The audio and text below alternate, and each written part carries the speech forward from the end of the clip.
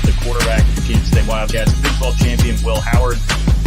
So excited to announce Kansas City Sports Network's new soccer channel. They're taking advantage of a look that they utilized earlier in the game to show the jet sweep motion. It's a live edition of the KC Laboratory presented by Emprise. You kind of root for guys to have those moments, and that was certainly a big moment. Welcome into Mizzou, that's true, your podcast from Missouri Athletics here on KC Sports Network. Welcome, everybody, to the Border War Podcast. Welcome back, another episode of the No Season Podcast. You are listening to KC Sports Network, proudly presented by Emprise Bank. It's a live edition of the KC Laboratory presented by Emprise Bank, member FDIC, our partners in possible here at KC Sports Network. So appreciative of all they've done to support us. We love talking about them and their wonderful work. I am here with my dear friend Craig Stout. Craig, hello. How are we? Hello. It's Hat Crew Day. I guess. Matty Lane is unable to be here right now. He's wrangling goats or chickens or cows or who the hell knows what he's even got on that farm anymore. I just know that it's not pigs. Still angry at you, Matty. But yeah, it's going to be Kent and I hanging out, having a good time. So as mentioned, and the one that we did last week, prepare thyself for an hour plus of Chiefs takes from the two of us. How long did you guys go on Thursday? Okay, Maddie actually saw the timer ticking and tried to time it and hit it right on the dot for an hour, and he came up just short. Like, he really did. Like, he noticed what it was, and he went, oh, hell, we got to get out of here. So, yeah. I don't know what it is about this show, but when it's... By the way, thanks for listening. Thanks for listening. I didn't. Yeah, no. You already know. I was too busy to be doing that. Yeah, you were on vacation. Yes. Yeah, and I definitely I found enough time to download Succession and watch it on my flight. So there was that. But yeah, no. Anytime it's like anytime it's two of us, it just winds up going an hour. And I don't know. It's like we all kind of know. I think there's like a rhythm with us three where we know like when to cut our takes off and all that stuff. And then when it's two of us, we just, there's only two of us today. Let's just throw everything up against, So, yeah, I'm excited for today, though. I'm excited to be back. I miss doing a show. It's fun to do a little, it's fun to do a little two-man show here today. Please feel free to leave a 5-star review. Those always help. I know we talk about hitting the like and the subscribe button. You can do that as well. You can also take a drink, Craig Stout. But please feel free to leave 5-star reviews. Those help us grow KC Sports Network. Helps more Chiefs fans find us in the audio space as well. So that's always very much welcome. OTAs begin today in earnest, which is really awesome.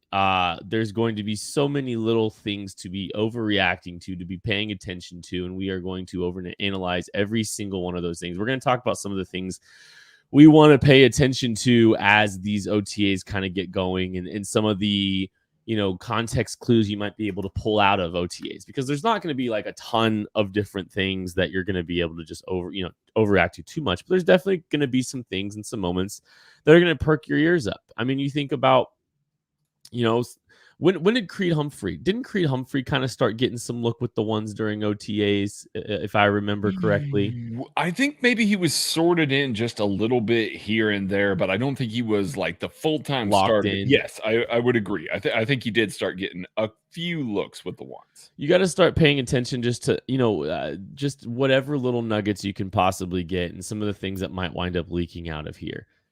Before we get into that, though, I was thinking today, which is always just scary. Wyoder talks. He says Justin Ross season.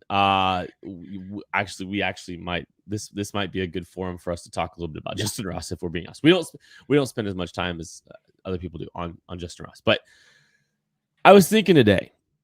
I guess I kind of want to ask you this first.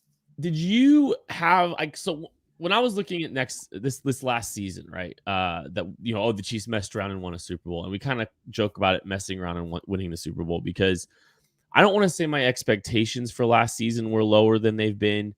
The way in the lens in which I looked at last year's team was different. I knew the expectations were still high. I knew they had a chance to continue to have the kind of success that they've had. It was just going to be different because they were saying, we're going to hit the reset button. We're going to trade Tyreek Hill. We're going to retool this team on the fly. We're going to change some things up about how we do business here. We're going to get a big giant draft class with 2 first-round picks loaded up on draft capital in a good draft. And we just kind of said, okay, we're going to change our expectations. We're not going to get as high or low. We're going to, I don't know if grace is the right word, but just understand that maybe the expectations or how we view this team should be a little different because there is more volatility and it's a different kind of team than in the past. They won the Super Bowl. Yeah. It was definitely building for the future. That's what the goal was. It was getting a little bit younger, building towards the future, taking a few more swings, having a few more cost control guys. And yes, maybe the expectations were still, hey, with Patrick Mahomes, and I'm on board with this line of thinking. With Patrick Mahomes, the expectation is always Super Bowl because, well, that man is that guy. But I don't think for the first time maybe since 2018, maybe you weren't going to be sad. Like if the Chiefs made it to the AFC Championship game and they lost against the Bengals, and yeah, that would have been frustrating, would have given us plenty to talk about this offseason, where to go, things like that. I don't think that long-term we would have been sitting here going, oh man, this sucks. Like that was a complete failure of a season or anything like that. It would have been, hey, good attempt in a rebuilding year. We like where it is. So I'm with you on that, Kent. The expectations maybe it didn't change, but I think the severity with how everybody would have reacted to the outcome would have been a lot less if they wouldn't have won the Super Bowl. You understood it was a build towards a more sustainable model in the next wave of Patrick Mahomes' career, right? Mm-hmm. So the Chiefs win a Super Bowl, in a retooling year, right? How do we feel about this upcoming season? How do we feel about are we going to have a skewed perception now of everything? Are we going to show that kind of patience and grace as this group continues to kind of adjust and build and grow and develop? And hey, they're going to go into the season with less established receivers, like they went in with a less established, defense last season. They're doing some of the same things in a different kind of way. I just kind of wonder, I know how we see the potential pain points for this team, but they're doing the same thing in some ways. They didn't go and they don't have a dominant wide receiver. They're spreading it around. They've continued to load up on the defensive side of the football with young talent. I don't know. I'm trying to understand and balance what we just saw happen versus what we expected coming into the season, and if we should feel those kind of same emotions heading into this season. And Maddie and I talked just very kind of briefly about this last Thursday. So I should have listened. No, I won't get too far into it. And I want to let you kind of go off on that a little bit, but basically it's gravy right now. I think I even used the term house money last year because they did go ahead and win. They did go ahead and pull that off. They did go ahead, get over the finish line, get that second ring that is elusive to so many quarterbacks, teams, when they're rebuilding, when they're going through. This is essentially a dynasty now. This team just makes the AFC Championship game. They win multiple Super Bowls. They participated in 3. That's what the expectation is. And so if falling short of that multiple different years, maybe, my expectations would change. Maybe my attitude towards this team has changed. But as somebody that was born when I was born, not in the 60s like y'all like to say, but when Todd Blackledge was drafted, I went through a lot of really bad teams, a lot of really terrible teams. a lot of missing the playoffs, a lot of not winning any playoff games. So getting that second ring, there is so much runway and so much grace that I am willing to give this team. Sure, I'm nitpick on roster construction, stuff like that. That's the way my brain works. But at the end of the season, if they don't win this next season, they don't go all the way and win the Super Bowl, I'm probably not sitting here pounding the table, calling for major changes, anything like that. It's just going to be like, hey, listen, winning is hard. Winning Super Bowls is really hard, contrary to what this team has been doing lately. Getting the spot in the season every season is very difficult. So, yes, I'm going to give them plenty of grace. I think that's kind of where I'm at. And like, I think as you step away from the season going into the off season and looking at the draft, for instance, it's not a draft where I think this is a draft that you can afford a little bit more patience because of what we just got done talking about. We just got kind of done talking about like, hey, look, expectations aren't lower. They're just, you've got to have some level of realism. You've got to stay grounded with the realities of the National Football League, and you've got to make good decisions to continue to sustain success. And I think we've got to. I think as Chiefs fans, we need to balance taking some of this for granted. How easy this team has made some of these transitions look already with Tyreek Hill. Too easy. Way right. You don't trade away a top 3 wide receiver and do what they did on offense. You don't. Right. It doesn't happen. Brett Veach hoisting a trophy up, saying this is what a rebuild looks like in KC. Right, like. I think it's hard to balance all of those expectations and just the reality of the league. And so like I think the farther we get away from the draft in the offseason, it's this team's going to be good because this team is always going to be good with Patrick Mahomes. There are definitely some fatal flaws. Like honestly, we got to be more realistic about every other team having these fatal flaws. And this is a team that has shown and proven the ability to develop players at a high level. This is a team that has been able to draft and find success in day 3. And there's no reason to not expect some of that to happen more consistently than in other places around the league. So I don't know. I think this was just a moment of like, as the season settles down, you get a little bit more clarity. And it was something I was just thinking about a little bit today about, just the outlook on this year before we get into some of this, this off-season projection, all that stuff. We know that we're going to continue to talk about the things that are going to keep this team from winning the Super Bowl, in our opinion. That's what we've done for 5-6 years here doing this podcast, but also just trying to be grounded in the reality of, there needs to be some patience and some it just needs to be patience. There needs to be an understanding. They won 2. They won 2 lately, man. Exactly. Like, come on. Exactly. Yep. All right, we're going to take a break. We'll be back to talk OTAs right after this. Thanks for listening to KC Sports Network. Make sure you download our new app. Find it on the App Store or Google Play. Just search KC Sports Network. Entertain, educate, inform. KC Sports Network. Hit the like button, hit the subscribe button if you're watching. Appreciate everybody hanging out, listening, wherever you're consuming KC Sports Network. We genuinely appreciate it. Hey, quick reminder, we do have an app that's going to give you easy access to all the content, cleanly organized and sorted by every sport. You can find the articles, the videos, the podcast, all that sweet content in a very organized fashion in the KC Sports Network app. You can find it on Android and Apple. Let's talk about OTAs though. They're opening up this week. Team players are back in the facility. You're getting those pictures of the team in helmets and shorts. It's exciting. I don't care. I want to know what alignment Drew Tranquil was on that very obvious interception that a photo was taken of.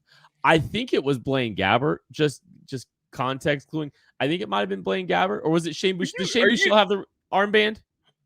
I don't know. See, it looked like there was a. You might be right. I thought it was Blaine. Gabbert. I have to go back and look at that Shane Bushell.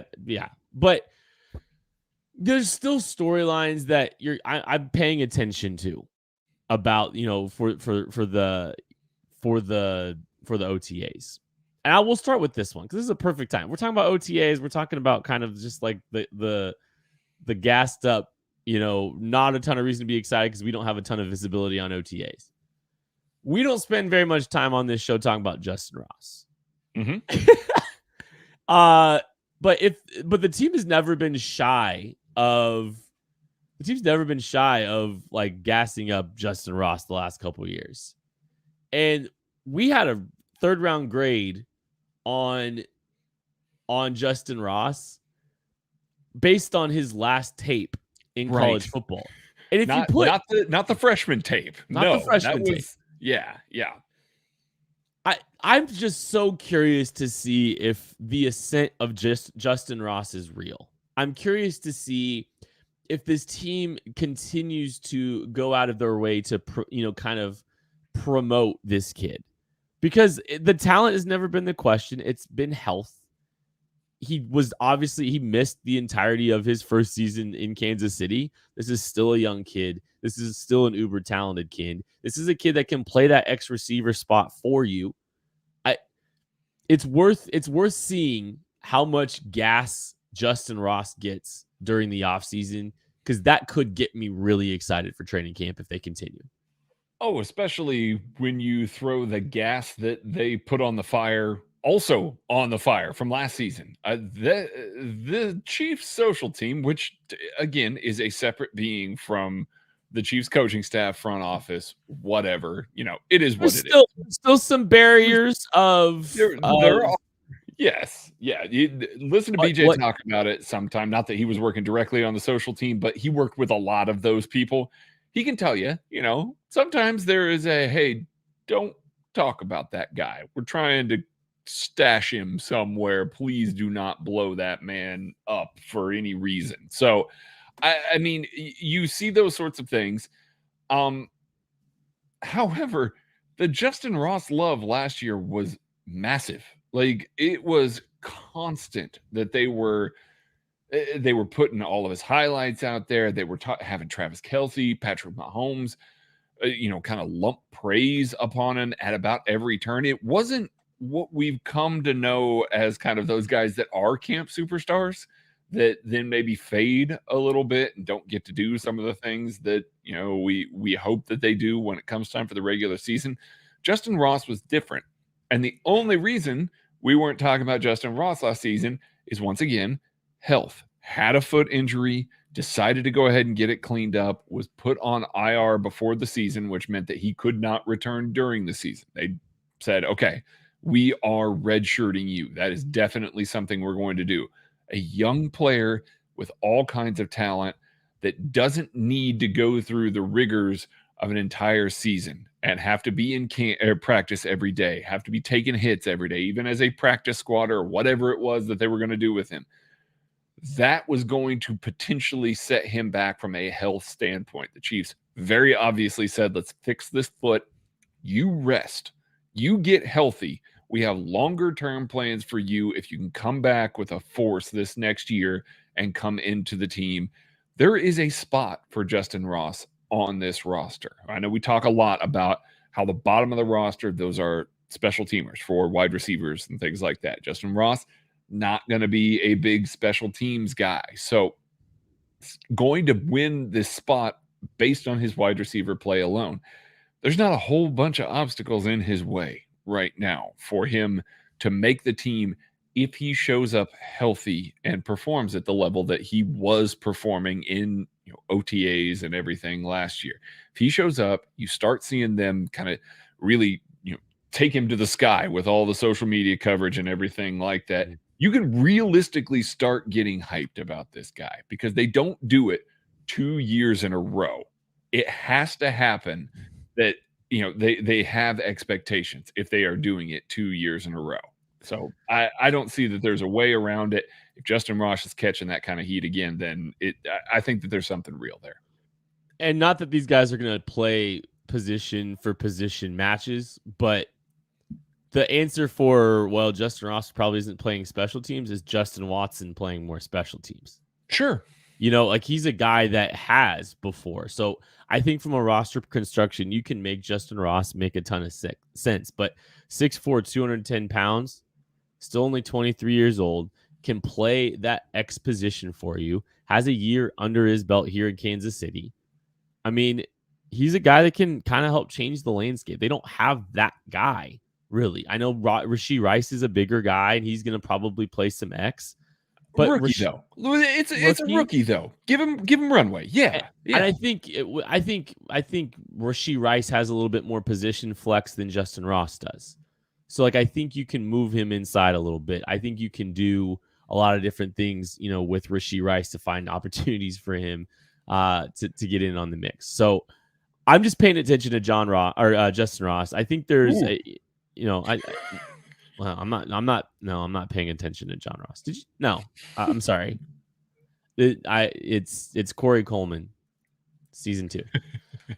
But no, Justin Ross. I think that's a guy that I'm really, really excited. And I don't think we on the outside look at banking on him as being a guy that's a dude, but him becoming a dude is a game changer for you, as a football team, because that's one of those lottery tickets that you just continue to grab. The Chiefs have kind of done this before in the past to varying levels of success, but they've been willing to find ways to redshirt guys like Darius Harris and Tim Ward and grab guys. And whether or not they played significant amounts of time, they've been able to grab undrafted free agent types, sit them a year and get them into the system, and then find opportunities for them to see some playing time for this team. I think Justin Ross is on that same track potentially. Very excited to see if the gas continues to be placed on the Justin Ross fire. Offensive line.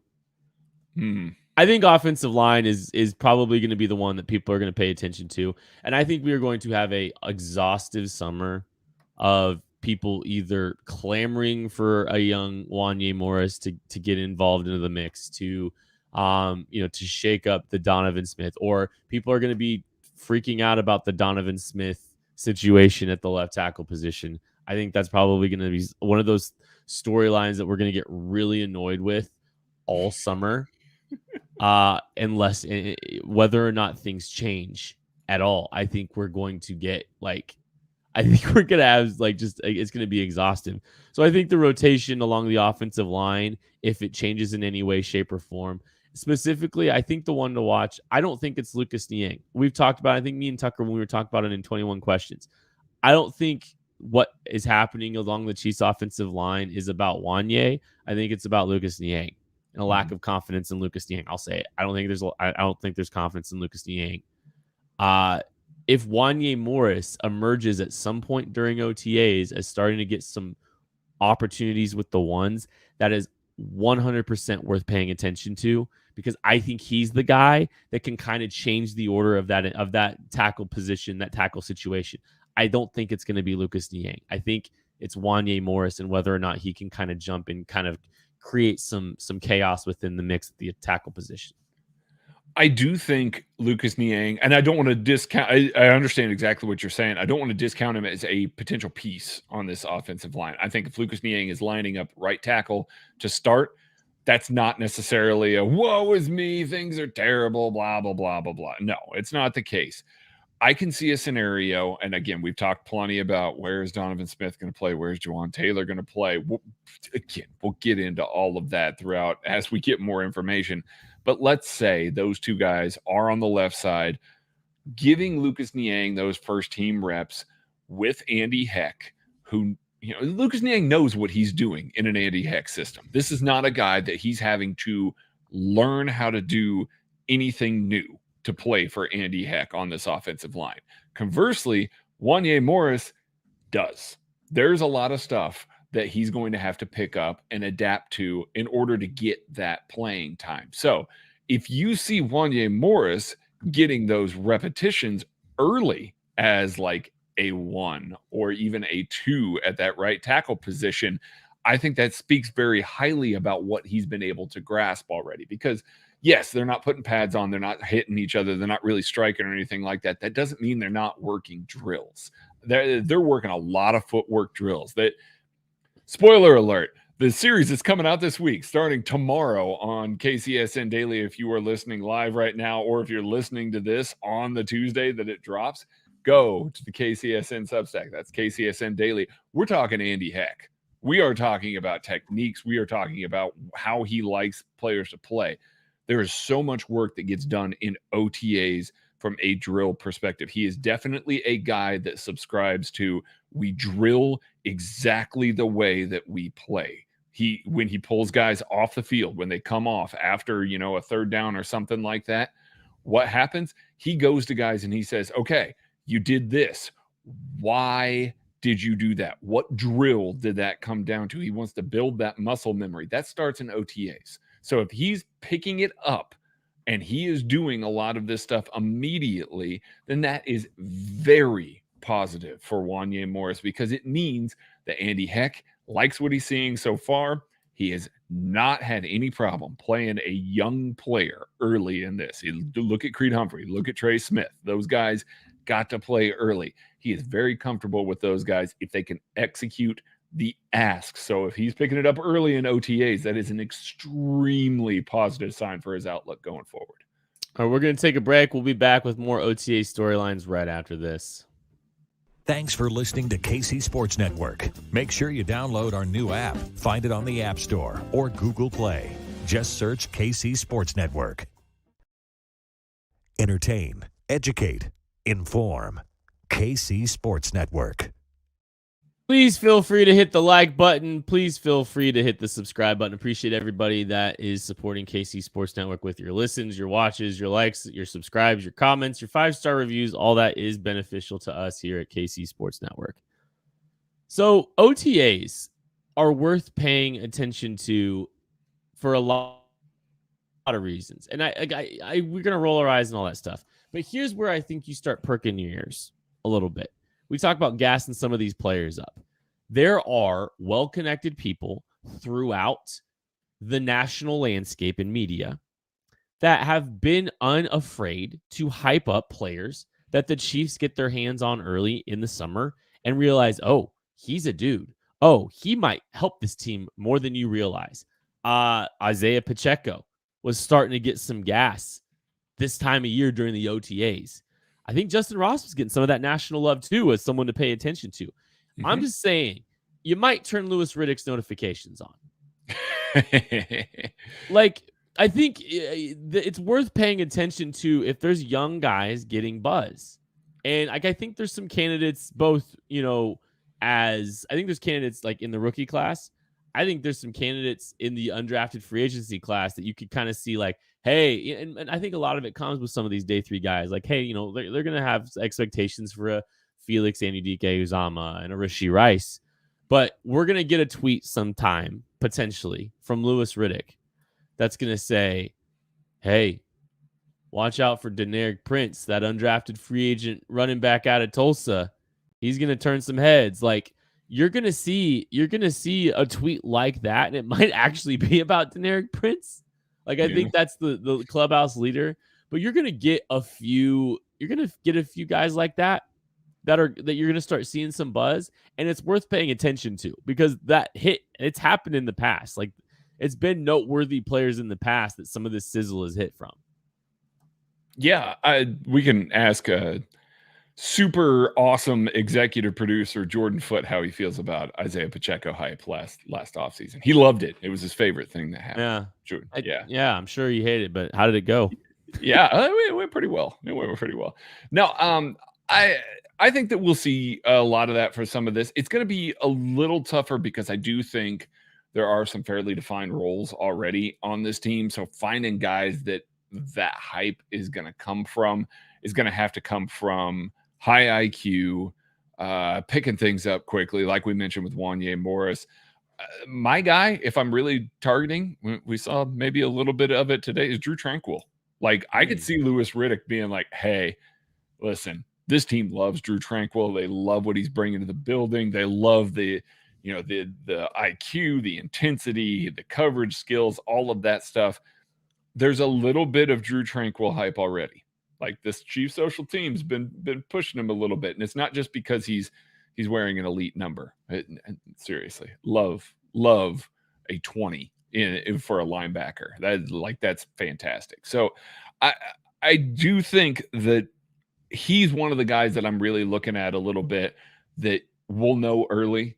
Like Steve Spagnuolo is going to know that he's got a bunch of packages for that guy to be on the field and really contribute in a big way. Deneric Prince is one of those guys as well that I could see maybe that happening. I can see maybe a Shamari Connor just because we know that he's got a ton of versatility. We don't know where the team sees him fitting exactly yet. Is that going to be slot? Is that going to be safety? Is it going to be a little bit of everything? And if it is, we'll probably hear that from a guy like Louis Riddick. I think those are kind of the guys that we're going to hear about. I don't expect that we're going to hear like, hey, Keandre Coburn looks great out there. But don't worry about that because Keandre Coburn's job is to eat blocks and be physical on the inside. This is not the time for that. We're going to be seeing it more from the perspective of football IQ, how they're picking stuff up versus somebody that's going to be a rock in the middle of the field. So don't worry if you don't hear his name a whole bunch of times. Yeah, I think there's some positions it's a little trickier to try to figure some of that stuff out too. Like, you just need the pads to come on. You got to get some people excited. Yeah. I think there's some blind spots to some of that buzz, but you still got to pay attention. Like, I think if some of these young guys are really picking it up in the skill position area, I think you're gonna see, you'll see a little bit of sizzle. The other Isaiah Moore is one I'm curious about. Isaiah Moore, because like he's played a ton of football. Like a ton of football at North Carolina State. He's a fantastic early down run defender. Obviously, there's some blind spots with coverage, but as a communicator, as a leader, I could see him getting some buzz. Like I'm not knocking Jack Cochran, but I think as a true linebacker, I think Isaiah Moore might even bring more than him. And I think he can play on special teams at a high level. So like I could see some of those kind of guys getting some sizzle here. I can see some of these, and it's always fun to pay attention to. And guess what? When it happens, we'll probably talk about it because it's worth kind of, hey, look, there's some buzz out there. The bottom of this roster, even though this is a championship football team, there are holes and there are opportunities at the bottom of this roster to impress Dave Tobe and help fill out the depth of this football team. And there's some intriguing players. The Chiefs have done a fantastic job giving themselves a lot of options and some intriguing players to kind of fill this roster out, be it undrafted free agents or day 3 classes the last couple of years, you name it. So I'm very much paying attention to just the sizzle that comes out from some of these national guys. And I think there's some decent candidates. Craig, are there any other storylines that you're kind of really wanting to pay attention to when it comes to this OTA period? Yeah, I want to see how this team feels about their edge rushers. Again, it's not something that you're going to look at and you're going to take a ton from because a lot of what they're going to do, especially with these young guys, it's going to be about technique. It's going to be about learning. It's going to be about, what they can do with their hands, putting their footwork together. But a lot of it's going to be in pads. Like the question marks that we have about King Felix, about BJ Thompson, come from the run game. Like that's not going to be something they're going to be drilling a ton of. And that's going to be a camp thing that we'll get to see. It's those two guys. It's Truman Jones to Maddie's credit. He's in the chat here, but blowing everything up. I mean, Truman Jones out of Harvard, really sharp guy. We knew the Chiefs liked him going into the draft and they ended up being able to net him, as a UDFA. So there's a lot of young swings at that edge position.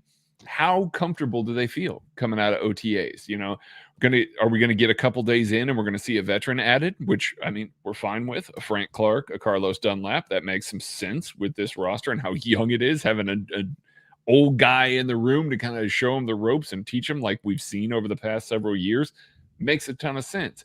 If they don't add a guy and they don't want to try and add one before camp, I think that should tell you something about that edge room and how Steve Spagnuolo really feels about it. Then all of a sudden, as we talked about when we were doing the rookie preview stuff, was that last week before, something like that. Then all of a sudden, maybe BJ Thompson has a much bigger role than we anticipate this season. Maybe Truman Jones has a much bigger role as a UDFA than we anticipate. Maybe Felix is just ready to be a guy that's starting day one.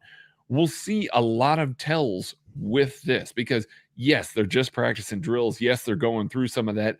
But those guys, those coaches know very quickly after they get their hands on these guys, hey, we know if this guy has it or not this season. We know how far away he's going to be. We know what he needs to grow and develop as. So those are the sorts of conversations that are happening after OTAs with Brett Veach, with the scouting team, trying to tell them, hey, listen, we need another body here that can do X, Y, and Z. So if they don't add a guy, feel very good about the young guys. But if they do, don't panic, especially if it's one of those other guys that's just going to show them the ropes.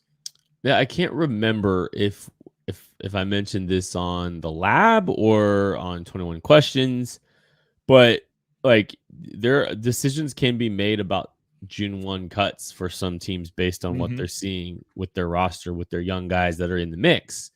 And it's the kind of this, it goes the other way.